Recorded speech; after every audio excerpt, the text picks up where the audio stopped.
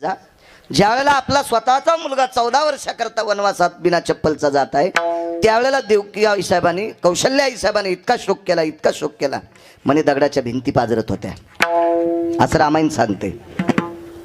झाडाच्या पानाच्या देठातून पाणी पडायचं, बुंथे रडायचे, गायी रडायच्या, पशुपक्षी रडायचे. प्रभू रामचंद्र वनाला जात असताना अयोध्येतली एक न एक व्यक्ती रडू लागली. कौशल्या आईसाहेब किती रडत असतील, खूप रड्या, पण प्राण नाही सोडा. ऐका शबरीचा अधिकार किती मोठा होता. ज्या वेळेला मतंग नावाच्या साधूची सेवा केली, इथपर्यंत आलतो आपण मगाशी, आणि या सेवेच्या पुण्याईनं आशीर्वाद प्राप्त झाला. शबरी, तुला एक न एक दिवस पंढरपुरातला मालक भेटन. साधूचा आशीर्वाद येतो. आणि शबरी सारखं चिंतन करत होती. त्या दिवशी जगाचे मालक तिच्या आश्रमावर आले. शबरीची लहानशी कुटिया होती. त्या कुटियामध्ये शबरीने एक स्फटिकाची शिळा ठेवली होती. रात्र शबरी राम म्हणू हातानं त्या शिळेला अशी चोळायची. दगडानं नाही, नुसत्या हातानं. शबरीच्या हाताला सालटे राहिले नव्हते. सारखी अशी त्याला हे करायची. ती त्वचा इतकी गुळगुळीत झालती, काचेला लाजविली इतकी गुळगुळीत. कारण तिने विचार केला, ज्या दिवशी माझा जगाचा बाप मला भेटायला येईल त्या दिवशी या गुळगुळीत स्फटिकाच्या शिळेवर मी त्याला बसवील. आणि भगवान तिथे बसले. शबरीने विचार केला, कोणाच्या नययोगी याच्या ध्याना किंवा नाना साधनाच्या केल्या खटापटा, तरी स्वप्नात नाही. काही लोकांच्या चुंबळी वळल्या तरी अजून त्यांच्या स्वप्नात नाही. कोणी लोखंडाचे चेने खाल्लेत, एका पायाने उभं राहून तपश्चर्या केली, अष्टांग योग साधना केल्यात, तरी पण देव स्वप्नात नाही. आणि एक सामान्य कुळात जन्माला आलेली मी, भिल्लाच्या कुळात जन्माला आलेली मी शबरी, लावरचित्र सशीर अंडुकर धरणाऱ्याच्या कुळातली मी शबरी, आणि माझ्याकरता विटेवरच्या मालकाने जगदानंद कंद जगतपती भगवान मर्यादा पुरुषोत्तम प्रभू रामचंद्राने आपल्याकरता वेळ काढून यावा. आपण त्याची पाद्यपूजा करायला पाहिजे. रोज शबरी फुलं रोजची रोज आणायची. रोजची रोज शबरी ज्या काळात जी फळं असतील ती फळं आणायची. योग असा होता. मला असं वाटते प्रभू रामचंद्र शबरीच्या आश्रमावर गेले त्यावेळेला बोरी पिकलेल्या होत्या.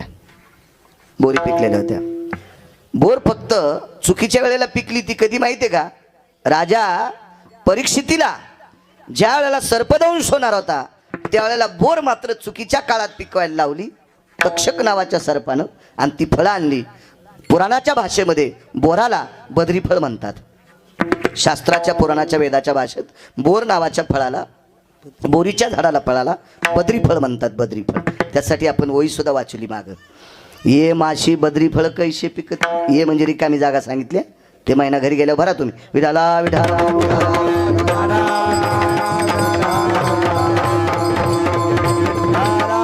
मग या कालामध्ये हे बद्री फळ कसं फुटेल? त्यावेळेला पत्री एरवी नाही. मला वाटतं दिवाळीचे दिवे पाहिले असं म्हणायचे माझ्या लहानपणी. दिवाळीचे दिवे पाहिले की बोरी तिथून पुढे पिकायला सुरुवात होत असतात.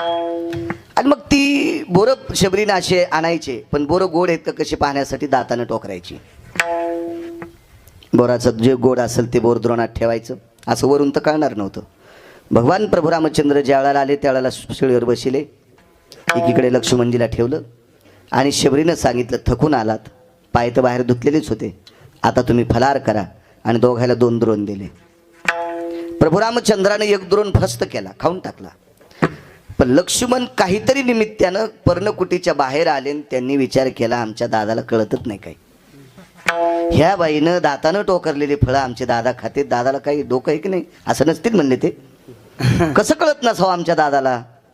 कोण शबरी? हिनं दात घासले असतील का? हिला पेस्ट होतं का? ब्रश होता का?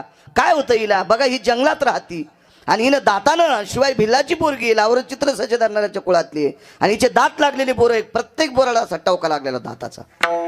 आणि दादानं खाल्ली. ते लक्ष्मणजीने विचार केला, दादानं काही खाऊ द्याकडे, पण आपण नाही खायचं. द्रोण भिरकावला दादासाहेब.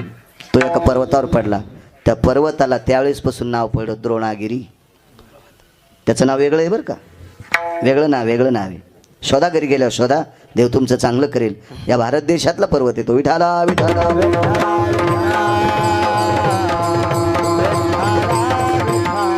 द्रोणागिरी नाव पडलं. महाराज द्रोण फेकलेला आतल्याला कळाला. हातला कोण? पंढरपुरातला मालक. आणि त्याच वेळेला अंतःकरणातून एक शब्द टाकला, लखन, माझ्या निष्ठावंत भक्ताच्या प्रसादाचा अपमान केलास. हिनं फेकलेली बोरच एके दिवशी तुला मरणात वाचवतील. शबरीनं फेकून दिला द्रोण होता का? या बोराच्या आठवड्यापासून 4 वनस्पती जन्माला आल्या आणि लक्ष्मणाला शक्ती लागल्यावर त्याच वनस्पती बिळात टाकल्या आणि तिथून लक्ष्मण वाचले. काय ताकद असती. भक्ताचा अपमान शेषानं केलेला सुद्धा सहन झाला नाही, तर तुम्ही आम्ही कशाला येडेवाणी करायचं. विठाला विठाला.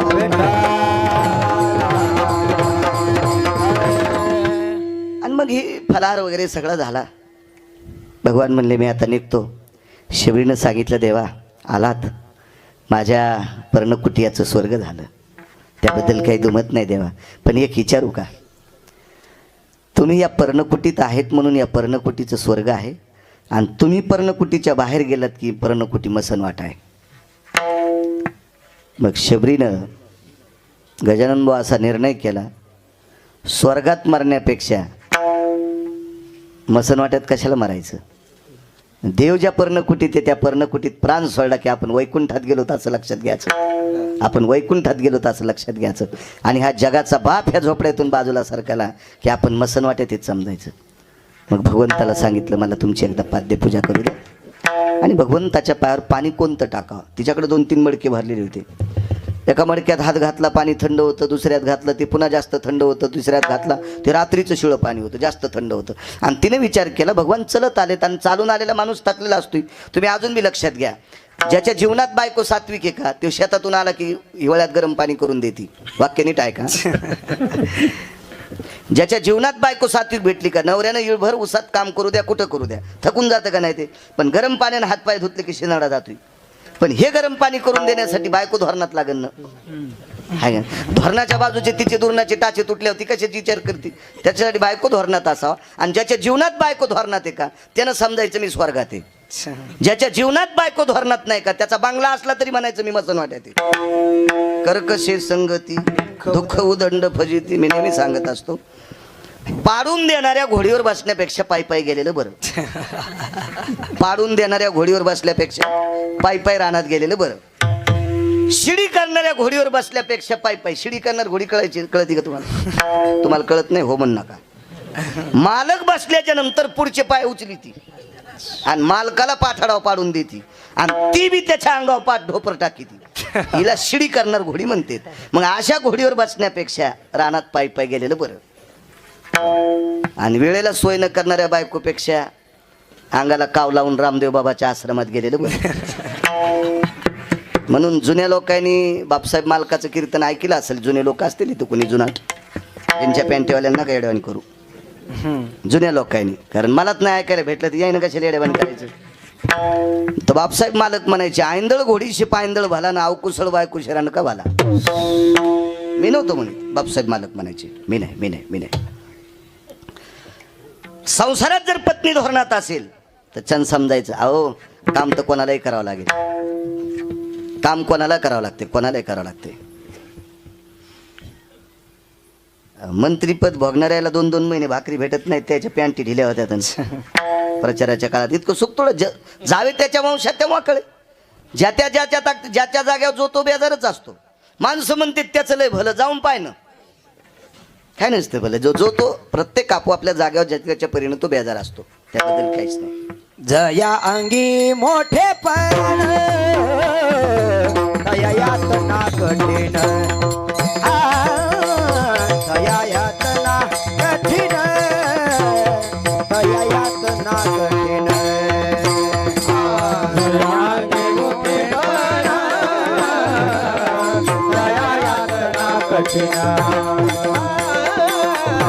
यातना कठीण.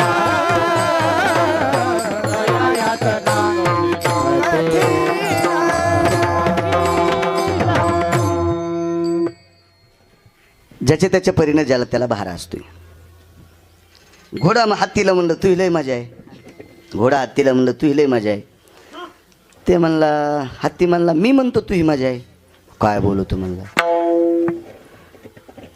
घोडं म्हणलं तू ह्या बी एकच राजा बसायला आणि माझ्या बी एकच प्रधान बसायला. मग तू एवढा माझ्या 20 पटीनं मोठा आहेस तरी एकाच वजं घ्यालास आणि मी तुझ्यापेक्षा 20 पटीनं लहान आहे तरी एकाचं वजं घ्यालो.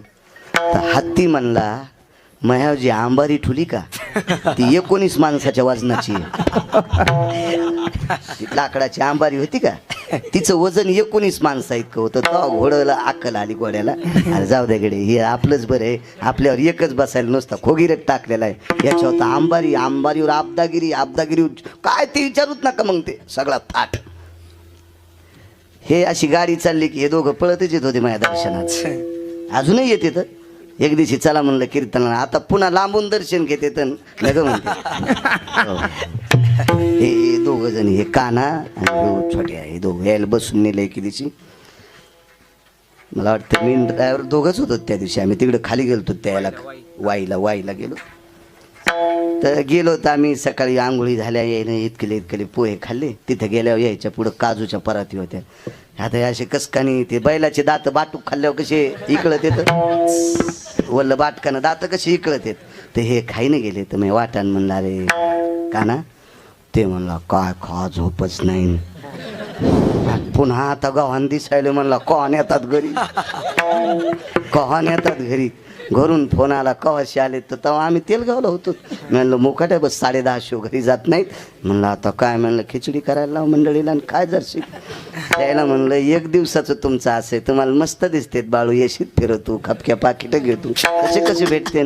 अरे हत्तीला हत्ती म्हणतात पण 14-19 माणसाच्या आबदागिरीचं वजन झालेलं आहे. असं असते ज्याच्या त्याच्या वंशात. पाण्यातला मासा झोप घेतो कसा जाई त्याच्या वंशात त्याच्या ज्या जागेवर जाऊ का तो हकळत. सुनाला वाटतंय सासूच्या हातात केली आणि या जुन्या सासायला नाद होते पहिले. ते कटकन संदक होते. ते काळे मुचूक संदक होते पहिले काळे मुचूक. आणि या सासा काही भाऊसाहेब त्याच्यात टाकायच्या आणि करदुड्याला किली गळ्यात किली अडकवायच्या. ती काळी मुचूक केली. पण या सुनाला वाटायची बाई त्या काऊनच देईनत आणि काय नसतो ते संदक लागणं म्हणून म्हातारी संदकाव बसायची मग कुलूप लावायची. आणि म्हातारी मेल्या तिकडं म्हातारीला आंघोळ घालूस तरच सुनानं संदक उघाडा. काय नव्हतं जुन्या चोळ्या जुन्या नाट्या आणि लय दिवसाच्या खाली ठेवलेल्या त्या उघाड्या किच घड्यावर फाटू लागल्या. म्हणली बाई मला वाटलं आत्याला वाटलं याच्यात मला वाटलं आत्यानं काही पैसे ठेवलेत का. अरे आत्यानं तुम्हाला जगिलं हेच मोठं समज. हो आत्या मामाला घेऊन गोव्याला गेली नाही. हो आत्यानं तवा पाईपलाईनचं ढेलं इकायला लावायचं होतं आणि म्हाताऱ्याला म्हणायचं होतं चला आपण गोवा पाहायला जाऊ. तुला नाशिकला जावं लागलं असतं इटा उचलायला. त्या आत्याची कजर कर्जारशी नाही तर झोपीत भिताडा अंगावर पडन. भिताडा सगळं ठोकावं लागन तुला. विठाला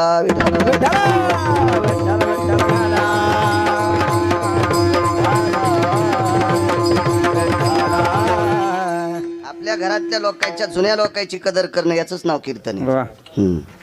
आपल्या घरातल्या ज्येष्ठ लोकांचा आदर करणं याचंच नाव कीर्तन. याचंच नाव भागवते. याचंच नाव परमार्थ आहे. दिंडीला जातो महिन्याच्या वारीला जातो एकादशी धरी तू एक कीर्तन सोडत नाही. घरातल्याला नीट बोलत नाही. अशा हरामखोराच्या पापानं गाव सुद्धा घातक असते. विठाला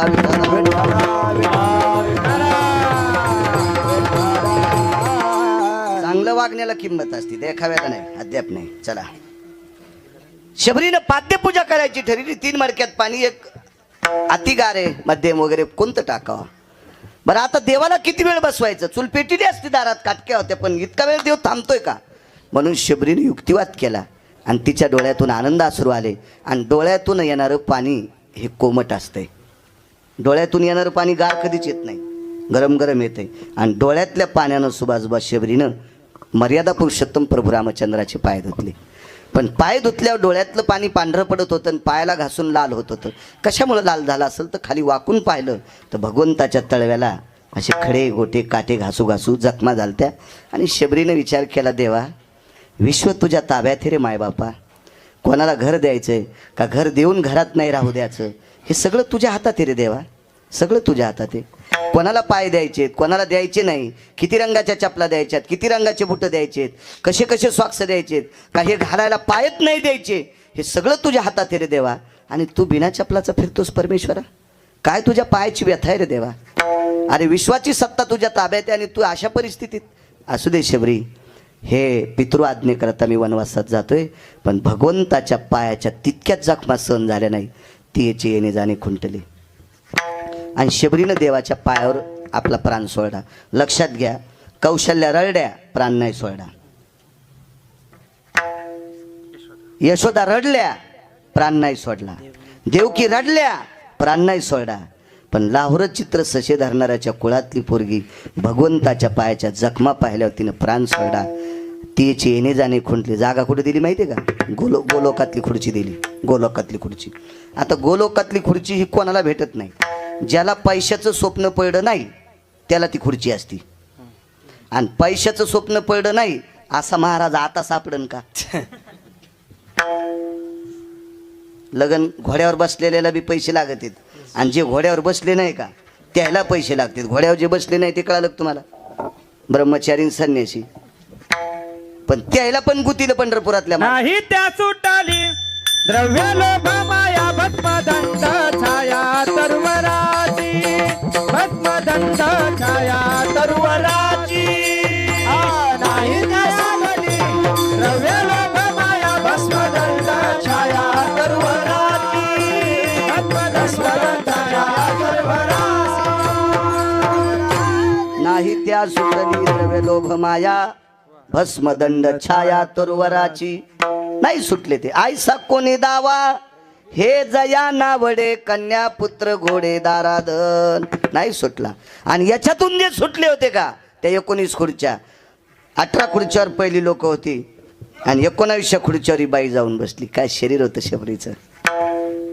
सज्जनांनो, एका फार महात्म्याचं, मोठ्या महात्म्याचं वाक्य आहे. शबरी ज्या झाडा खालून गेली त्या झाडाला तात्काळ कळायला लागत होत्या. ऋतुकालाच नैव स्थितः तरुवरम शाखायत भेदी माल्यादिनी पुष्पादिनी तनुगंधानी जायते. हे नैवम गांजा कसम लिखित का गिरगावच्या बाळून दिले. तनुगंधा अतिभय जायते. ऋतू पाहिला नाही, काल पाहिला नाही. तरुवर शाखा प्रसन्नती, तात्काळ फांद्या प्रसन्न व्हायच्या.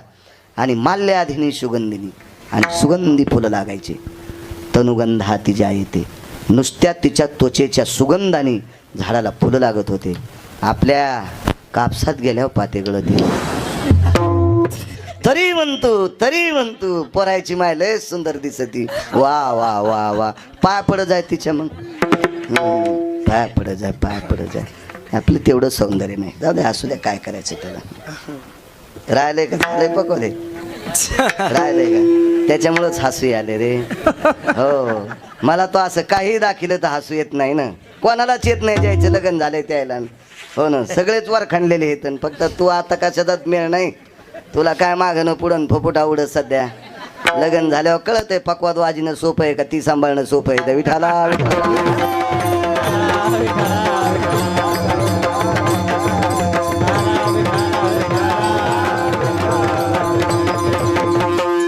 आम्ही संसारातल्या गोष्टीला हसत होत, पण बैरेवानी बैरे दोनदा हसत आहेत. पुढचं हसल्यावर एकदा, आणि कशामुळं हसल्यावर दोनदा. 1:21 10 मिनिटात पूर्णविराम करू. नाही पूर्ण एक 5-4 मिनिटात एक मुद्दा सांगतो, पूर्णविराम. मग फुलं वाटू, फुलं फेकू. आणि बघ रामकृष्ण अरे एका साधूला भेटायला गेले. तो साधू इतका तेजस्वी महात्मा होता, एवढा तेजस्वी महात्मा की तो साधू असा पटंगणामध्ये भगवंताचं भजन करायला बसल्याच्या नंतर तितक्यापुरतीच सावली पडत होती अंगावर. सूर्य ढगाच्या आडंगी जात होता. काय साधू असेल. वाची जा चांगल्या साधूचे चरित्र. देव चांगलं करीन तुमचं. आणि आता काय ग्रंथ वगैरे वाचायची गरज नाही. मोबाईलमध्ये सगळं आहे तुमच्या. पाहायचं काम. उलटं गिरगावकराचं नशीब साध आहे, त्याला तुमच्यासारखा मोबाईल नाही. घेईन ना मी. माझ्याकडे पैसे नाहीत असं नाही म्हणायचं. सोन्याचा घ्यायची ताकद दिली आपल्याला देवान. गावरान तूप खाल्ल्यावर कोण म्हणायचं कुटके खाल्ली. नाही मसड मारायची का आपली.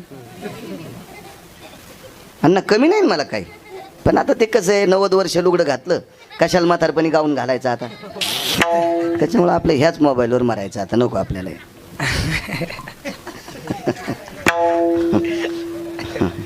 ए खजिन्यावर गप्प रे.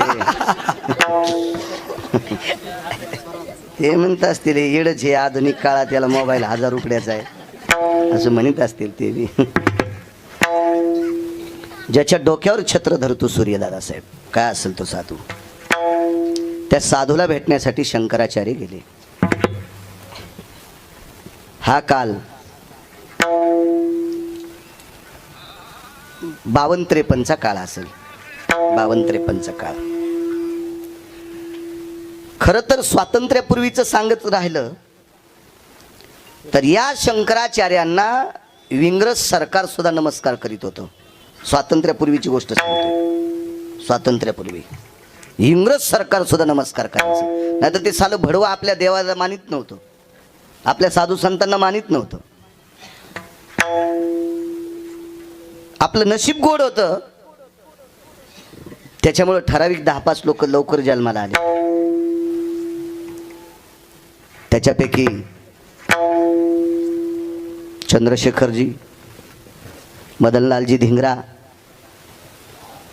सांगता येईल पुन्हा एखाद्याचं नाव, भगतसिंग, सुखदेव, राजगुरू, हा नाही हे तारुण्यातले मागचे, हो ही लोक जन्माला आली आणि त्या बेट्याला इथून पटकन जावं लागलं. यांनी जर 10-5 वर्ष काळ पुन्हा जन्माला यायचा घेतला असता तर बऱ्यापैकी आपली संस्थानं त्यांनी उद्ध्वस्त केली असती. कारण त्यांना देव आवडत नव्हता. त्यातली त्यात तुमची आमची देवता त्यांना आवडत नव्हती, इतकी नालायक होती ती. आपण वाचलोत त्यांच्या तडाख्यातून. आपल्यावर त्यांचं राज्य नव्हतं, आपल्याकडे निजामाचं होतं. मराठवाडा हा इंग्रजाच्या तावडीत नव्हता. पण यांच्याही तावडीतून आपल्याला मुक्त करण्यासाठी एक महात्मा जन्माला आला.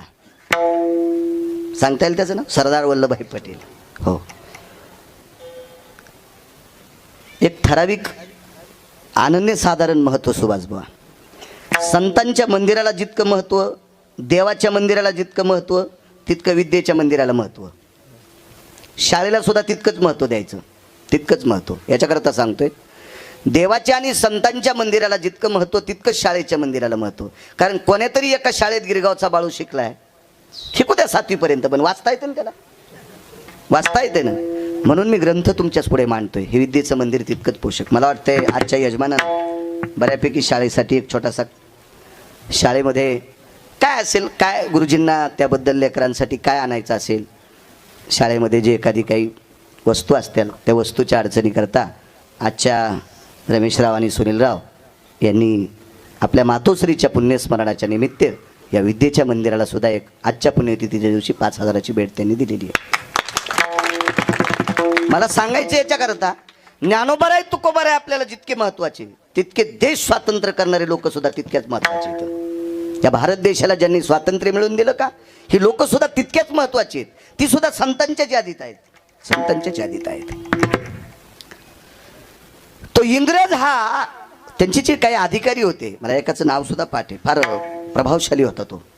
तो इतका विद्वान होता की देशावर दुसऱ्याच्या कसा कब्जा करायचा ही त्याची मती होती. तो कधीच कोणाच्या पुढे वाकला नव्हता भारत देशामध्ये. तो फक्त स्वामी रामांच्या पुढे वाकला होता. स्वामी राम 1949 ते 51 शंकराचार्य होते. 2 वर्ष शंकराचार्य पद होतं. इतिहास वाचा, लक्षात येईल. आणि स्वामी रामांच्या पुढे इंग्रज वाकायचे.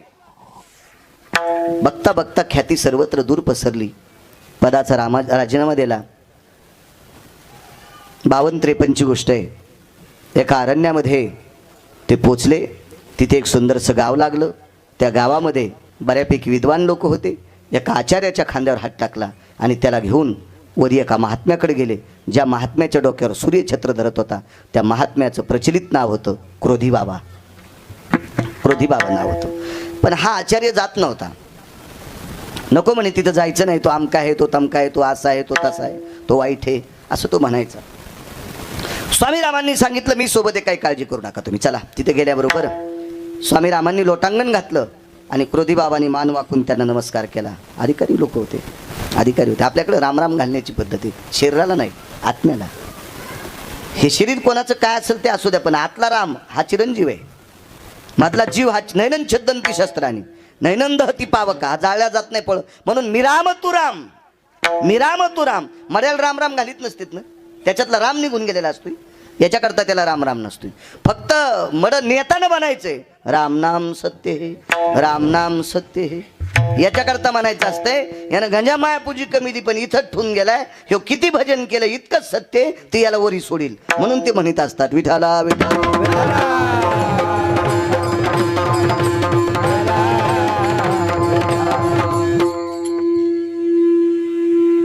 कारण जे राम आहे त्याची माती होत नाही, आणि याच्यातला राम, याच्यात जोपर्यंत राम आहे तोपर्यंत याला सगळ्या किमती येतात, आणि याच्यातला राम बाजूला काढला की याची माती. एकाला गावही सोन्याचं आणि मसनवाटाही सोन्याचा, वारकरी होते, त्या वारकऱ्याचं नाव सुदामदेव. गावही सोन्याचं आणि मसनवाटाही सोन्याचा. रावणाला गावच सोन्याचं, मसनवाटा मातोड्याचा.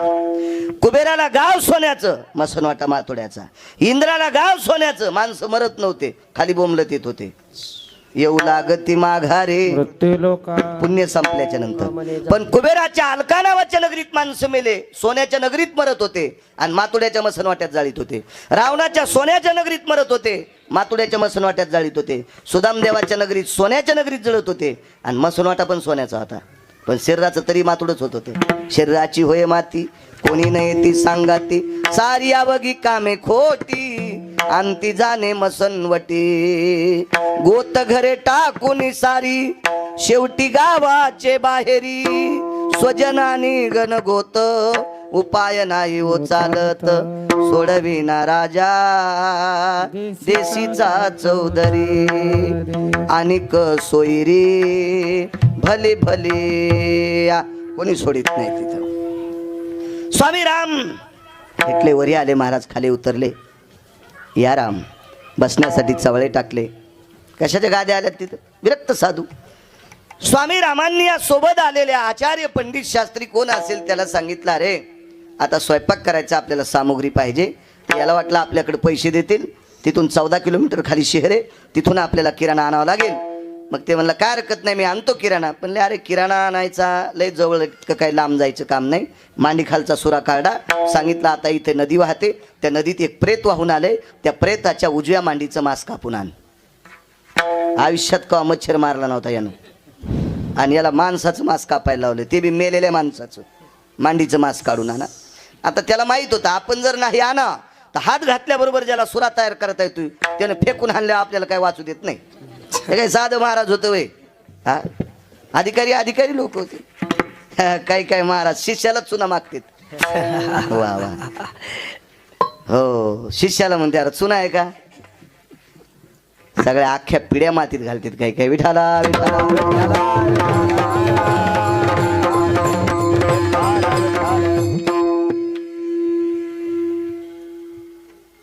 एक ठराविक काळ असतो सुभाषबाद, त्या काळात माणसाचं चांगलं चालते. पण ज्या वेळेला चुकाची यादी ही शिल्लक होत असती का, त्यावेळेला शिशुपाळाला सुद्धा मरावं लागते.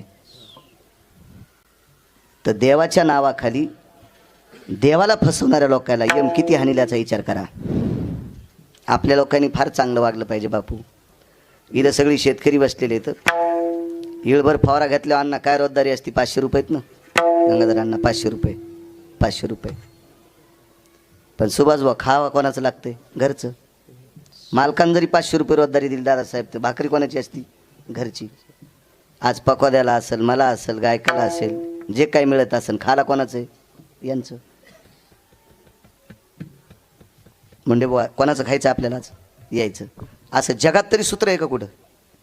ते फक्त माझ्या ज्ञानोबा आहे तुकोबारायच्या संप्रदाय. ते अरे हरिभगत के 3 गुण, हर कोई लागे पाव, खाणे को मिष्टान्न मिले, अखेर वैकुंठ जाव. त्यावेळेला महाराजांना अजून एक त्याच्यात घालायला पाहिजे होतं, दक्षिणा बी लेके जाव. बरं चुकीचं आहे का माझं? कोण्याही माणसाच्या नातवानं, अण्णा तुमच्या नातवानं जर 10 रुपये मागितले, तुम्ही म्हणताल कशाला? ते म्हणजे पेन्सिल घ्यायची. आणि 1 घट्ट्यानं जर पुन्हा मागितले, तुम्ही म्हणताल दिल ते सकाळी. नातवाला म्हणू शकता तुम्ही, नातवाला. गिरगावकराची गाडी दिसली न रस्त्यात उभी असली की पाया पडे की आलेच रुपये. विचारलं का आपल्याला एखाद्यानं, महाराज इतक्या पैशाचं तू काय करायलास? तुमच्यावर घेत नाही, मी माझ्यावर घेतोय. पण असं समजू नका तुम्हाला सोडले. शहाणी बाई लेकीला शिव्या देती, सुनाला रट्टी देती. थोत्तर तोंडे, सुनानं समजायचं लेकीला म्हणलीच नाही, मलाच दळायचं. तसं समजूच नका मी मला म्हणायलो तुम्हाला बी दळायलो हे ध्यानात ठेवा. विठाला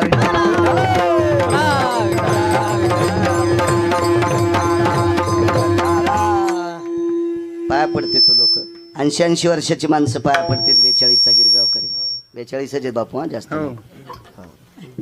मला एक दिवशी मला म्हणले तुम्ही लय दिवसपासूनच 42 म्हणतात. आणि म्हणलं, मला करता हातात लगे एसटी फुकट नाही. बरेच माणसं संशयामुळेच घायला असते त्यांनी. हो.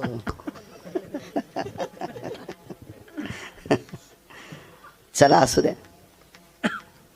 इतकी किंमत सुभाषबा जगात कुठल्याच संप्रदायात नाही. ती फक्त वारकरी संप्रदायात आहे. जात विचारित नाहीत, पंथ विचारित नाहीत, श्रीमंती विचारित नाहीत, काही नाही. गळ्यात तुळशीची माळ आहे, ज्ञानोबा तुकोबारायचं भजन करतो, त्याच्या पायावर लोक डोकं ठेवतात. जी का नारायणी